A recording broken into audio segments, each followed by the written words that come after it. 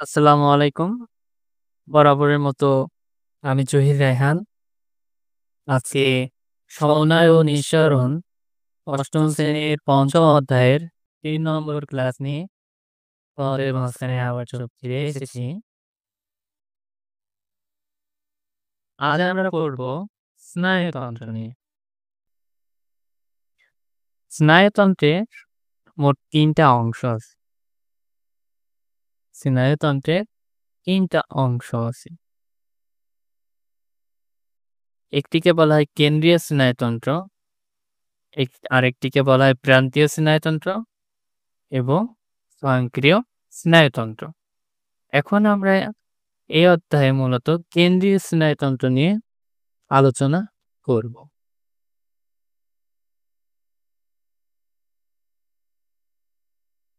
কেন্দ্রীয় স্নায়ুতন্ত্র মূলত মস্তিষ্ক এবং মেরুরজ্জ এই ২ টা অংশ নিয়ে গঠিত। এখন আসি যে মস্তিষ্ক। মস্তিষ্ক হলো সমগ্র স্নায়ুতন্ত্রের চালক। অর্থাৎ আমাদের মানবদেহের চালক বা সমগ্র স্নায়ুতন্ত্রের চালককে মস্তিষ্ক। অর্থাৎ মস্তিষ্ক হচ্ছে আমাদের সমগ্র স্নায়ুতন্ত্রের চালক। এবং এই যে মস্তিষ্ক মেনিনজেস নামক পর্দা দ্বারা আবৃত। অর্থাৎ মস্তিষ্ক মেনিনজেস নামক পর্দা দ্বারা আবৃত।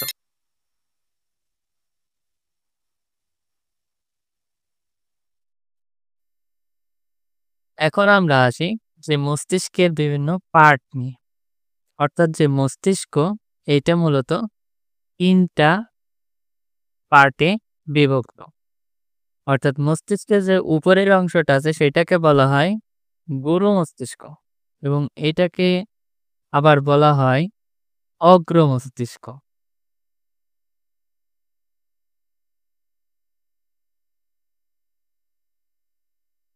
এবং মস্তিষ্কের যেই মিডল পয়েন্টে যে অংশটা থাকে সেটাকে বলা হয় মধ্য মস্তিষ্ক।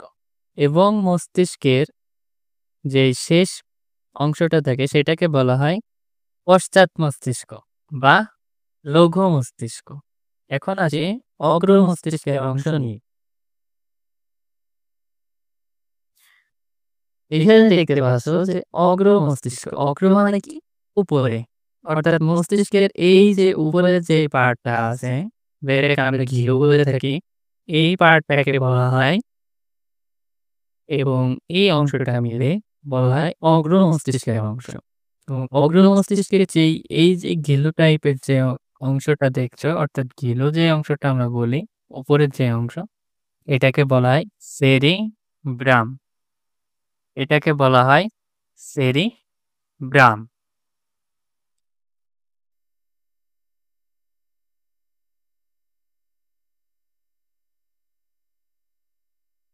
এবং এই অগ্র মস্তিষ্কের যে নিচের যে অংশটা আছে, অর্থাৎ এইখানে, এই অংশটাকে বলা হয় থ্যালামাস।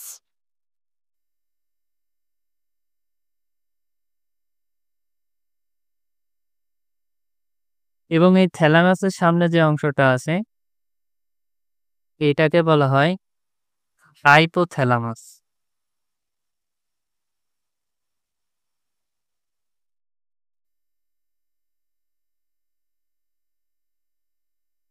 হাইপো শব্দের অর্থ সামনে বা উপরে। হাইপো শব্দের অর্থ সামনে বা উপরে। অর্থাৎ অগ্র মস্তিষ্ক মূলত এই সেরিব্রাম, থ্যালামাস এবং হাইপোথ্যালামাস এই ৩ টা অংশ নিয়ে মূলত অগ্র মস্তিষ্ক গঠিত।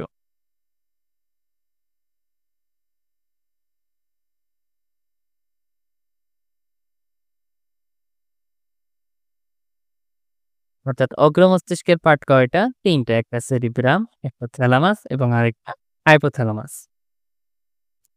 এখন আসি আমরা অগ্র মস্তিষ্ক বা গুরু মস্তিষ্ক নিয়ে।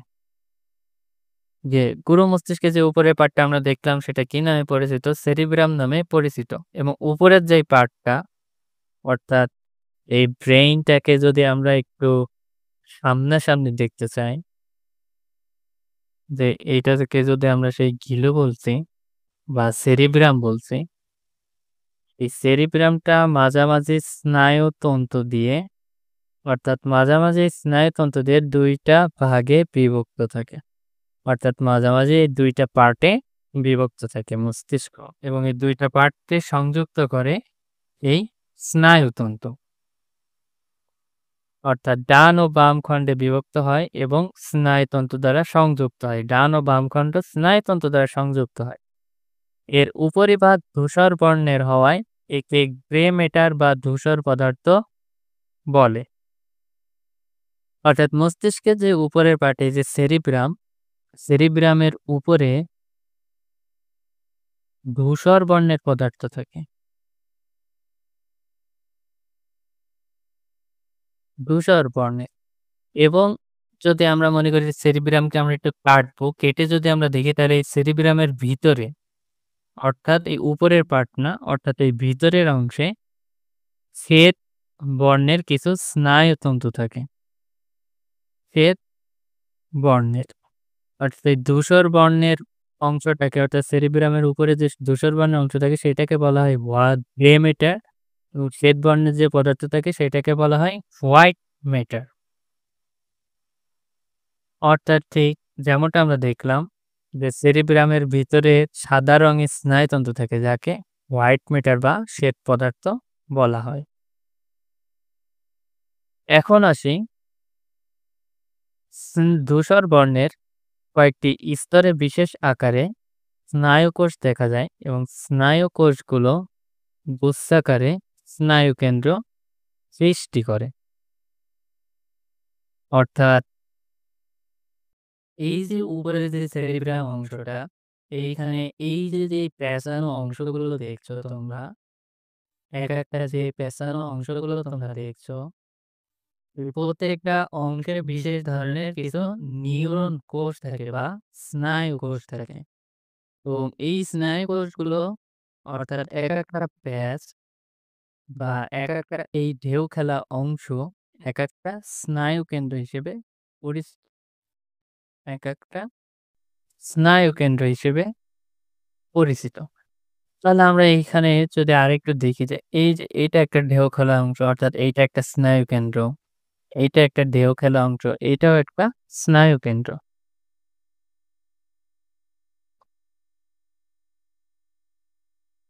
অর্থাৎ এগুলো বিশেষ কর্মক্ষেত্র হিসেবে ব্যবহৃত হয়। অর্থাৎ স্নায়ু কেন্দ্র থেকেই মূলত যে একটা কাজের যে পরিচালনা করা, এই পরিচালনা করাটা এই স্নায়ু কেন্দ্র থেকেই মূলত সিগন্যাল বা সংকেতটা আসে। যেমন দর্শন বা দেখা, শ্রবণ বা শোনা, ঘ্রাণ, চিন্তা চেতনা, স্মৃতি, জ্ঞান, বুদ্ধি, বিবেক ও পেশি ক্রিয়া কেন্দ্র গুরু মস্তিষ্কে অবস্থিত। অর্থাৎ দর্শন বা চোখে দেখা, শ্রবণ বা শোনা, ঘ্রাণ, চিন্তা ও চেতনা, স্মৃতি, জ্ঞান, বিবেক, বুদ্ধি এইগুলো মূলত অগ্র মস্তিষ্কে যে সেরিব্রামের যে স্নায়ুকেন্দ্র থাকে সেই স্নায়ুকেন্দ্র থেকে এই কাজগুলো পরিচালিত হয়। এবং সেরিব্রামের নিচের অংশ হলো থ্যালামাস ও হাইপোথ্যালামাস, যেটা তোমরা এর আগেই দেখেছ। এরপরে আসি আমরা মধ্য মস্তিষ্ক। মধ্য মস্তিষ্ক গুরু মস্তিষ্ক ও পন্সের মধ্যে অবস্থিত। অর্থাৎ মধ্য মস্তিষ্ক কোথায় অবস্থিত? গুরু মস্তিষ্ক ও পন্সের মধ্যে অবস্থিত। যেমনটা যদি আমরা চিত্রের দিকে একটু খেয়াল করি, যদি এগুলো আমরা একটু ক্লিয়ার করে দিই, যেন আমরা মধ্য মস্তিষ্কটা খুব স্পষ্টভাবে বুঝতে পারি।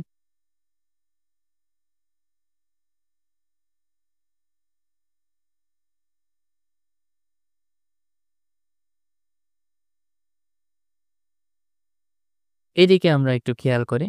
এই অংশটুকু আমরা বলছিলাম কি থ্যালামাস, এই অংশটুকুকে হাইপোথ্যালামাস বলছিলাম। অর্থাৎ এই পুরোটাই কি অগ্র মস্তিষ্কের অংশ এবং নিচে এই যে উঁচু যে জায়গাটা আছে অর্থাৎ এই পুরা অংশটাকে বলা হয় পন্স। এই অংশটাকে বলা হয় পন্স এবং পন্সের উপরে এই অংশটাকে কি বলা হয়? অগ্র মস্তিষ্ক। এই পর্যন্ত। তাহলে এই যে মাঝামাঝি যে অংশটা আছে এইটাকেই সেই বলা হয় মধ্য মস্তিষ্ক। মধ্য মস্তিষ্ক। মধ্য বলতে বোঝায় কি? মাঝামাঝি এবং এটা মস্তিষ্কের মাঝামাঝি জায়গায় অবস্থিত তাই এটাকে বলা হয় মধ্য মস্তিষ্ক। এবং এটা কোথায় অবস্থিত? এই অগ্র মস্তিষ্ক এবং পন্স এই ২ টার মাঝামাঝি অবস্থিত। এখন আমরা আসি পশ্চাৎ মস্তিষ্ক নিয়ে। পশ্চাৎ শব্দের অর্থ কি? নিচে। পশ্চাৎ শব্দের অর্থ নিচে। অর্থাৎ মস্তিষ্কের যে অংশটা একদম নিচে অবস্থিত সেটাকে বলা হয় পশ্চাৎ মস্তিষ্ক। এবং এই পশ্চাৎ মস্তিষ্ক ৩ টা অংশ নিয়ে গঠিত। একটাকে কি বলা হয়? সেরিবেলাম, একটাকে বলা হয় পন্স এবং আরেকটাকে বলা হয় মেডুলা বা সুষুম্না শীর্ষ। এখন আমরা চিত্রের দিকে আসি। এই যে পশ্চাৎ মানে নিচে অর্থাৎ মস্তিষ্কের এই যে নিচের যে অংশটা এটাকেই সেই কি বলা হয়? পশ্চাৎ মস্তিষ্ক। এখন এইটাও তো নিচে অবস্থিত। কিন্তু এটা কি? ঘিলু বলিনি আমরা, তাহলে সেটাকে কি বলা হয়? সেরিব্রাম অর্থাৎ এটা অগ্র মস্তিষ্কের অংশ। এই যে এই পুরোটাই অগ্র মস্তিষ্কের অংশ। তাহলে পশ্চাৎ মস্তিষ্কের অংশ কোনটা? এই যে মস্তিষ্কের নিচে যে অংশটা আছে এইটাকে বলা হয় পশ্চাৎ মস্তিষ্ক। এখন এটা কয়টা পার্ট নিয়ে গঠিত? ৩ টা। একটা সেরিবেলাম, একটা পন্স আর একটা সুষুম্না শীর্ষ। তার ভিতরে আমরা পন্স, এই যে এই অংশটা পন্স এটা আমরা এর আগেই আইডেন্টিফাই করেছি এবং এই যে, যে অংশটা দেখা যাচ্ছে এই অংশটা, এই অংশকে পুরোটাই বলা হয় সেরিবেলাম। এই অংশটাকে বলা হয় কি? সেরিবেলাম। তাহলে সেরিবেলাম কোন মস্তিষ্কের অংশ? পশ্চাৎ মস্তিষ্কের। আর এই যে উপরে যে পার্টটা ছিল এইটাকে বলা হয় যে সেরিব্রাম। এইটাকে বলা হয় সেরিব্রাম এবং এই অংশটাকে বলা হয় সেরিবেলাম। এবং এই যে পন্সের যে নিচের যে অংশটুকু এই অংশটাকে বলা হয় মেডুলা বা সুষুম্না শীর্ষক। এই অংশকে বলা হয় মেডুলা বা সুষুম্না শীর্ষক।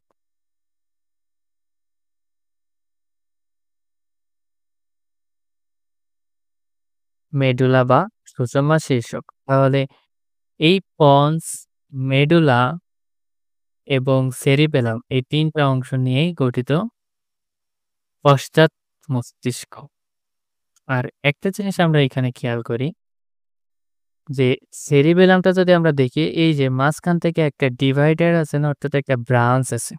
যার মাধ্যমে এই যে এই পাশ এবং এই পাশ অর্থাৎ ২ টা খণ্ডে এই সেরিবেলামটা বিভক্ত। এখন আমরা আসি মেডুলা বা সুষুম্না শীর্ষক। আমাদের বৃত্তি পরীক্ষার জন্য মেডুলা বা সুষুম্না শীর্ষক থেকে কোশ্চেন আসতে পারে যে মেডুলা বা সুষুম্না শীর্ষক সাধারণত কোন কাজগুলো নিয়ন্ত্রণ করে? সাধারণত হৃদস্পন্দন, খাদ্য গ্রহণ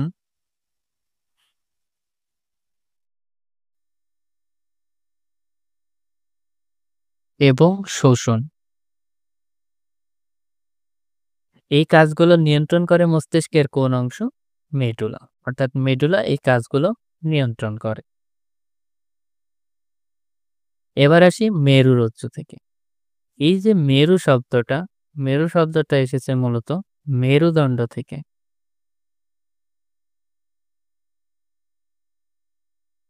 আর রজ্জু শব্দের অর্থ সুতাকৃতির।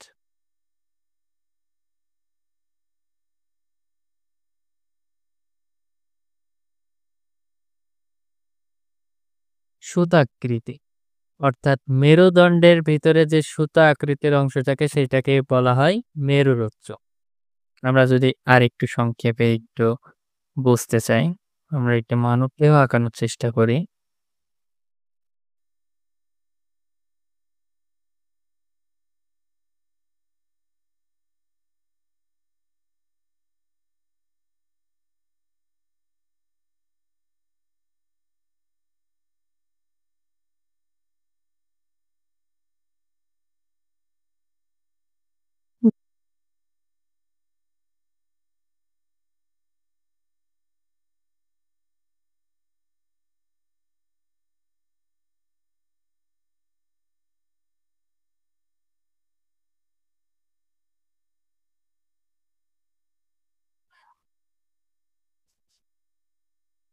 এইটা যদি একটা মানবদেহ হিসেবে আমরা চিহ্নিত করি, এই অংশে থাকে কি আমাদের পিঠের অংশে মেরুদণ্ড এবং এই মেরুদণ্ডের ভিতরেই থাকে কি মেরুরজ্জু। মেরুরজ্জু। এখন মেরুরজ্জু কি একটা সুতা আকৃতির অংশ। এখন যদি আমরা মেরুরজ্জুকে আমরা আরেকটু বিশ্লেষণ করে এইখানে নিয়ে আসি, অর্থাৎ এই সুতা আকৃতির অংশ। এই মেরুরজ্জুর বাইরে থাকে শ্বেত পদার্থ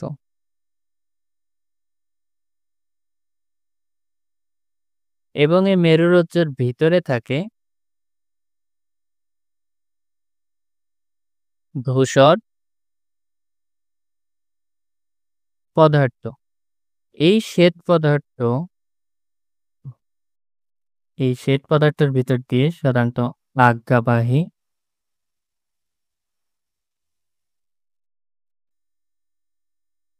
এবং অনুভূতিবাহী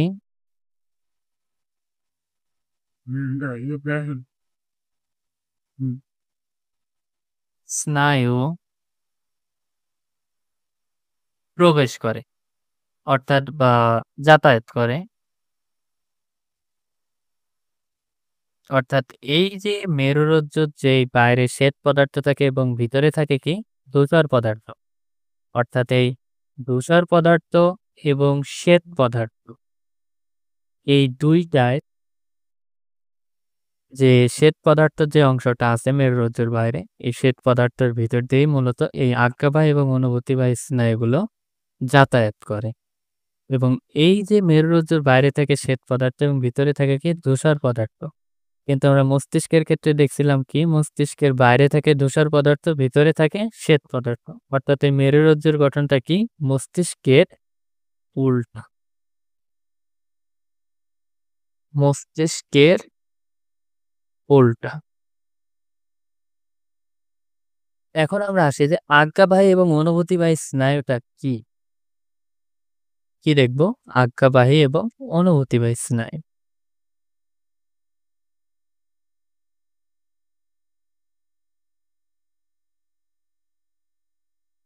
এবং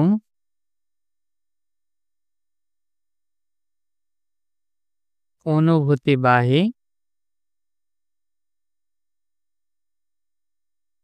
স্নায়ু। যদি একটা মানবদেহ আঁকানোর চেষ্টা করি,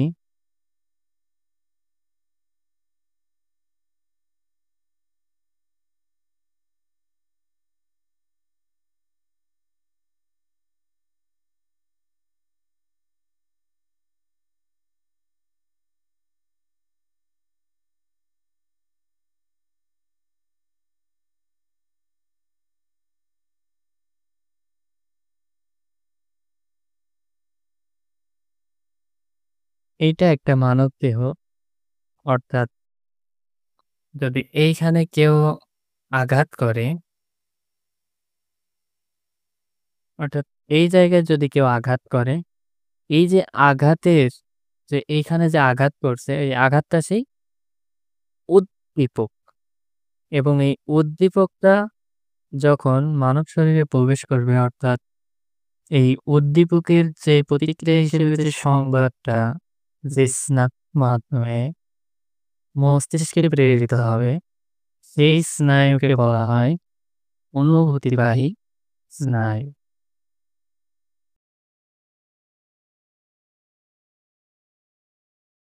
অনুভূতিবাহী স্নায়ু।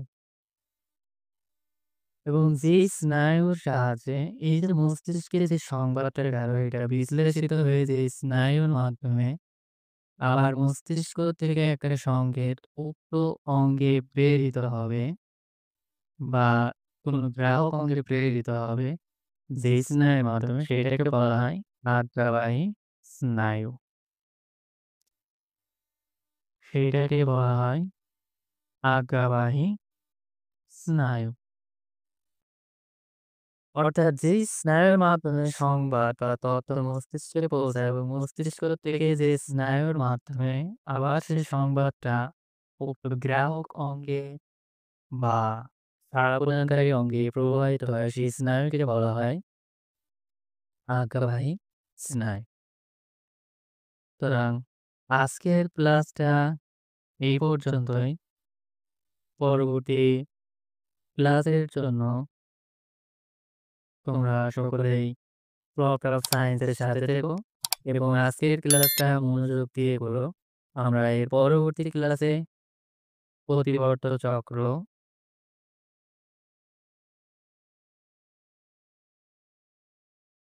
এবং রেশনতন্ত্র নিয়ে আলোচনা করব।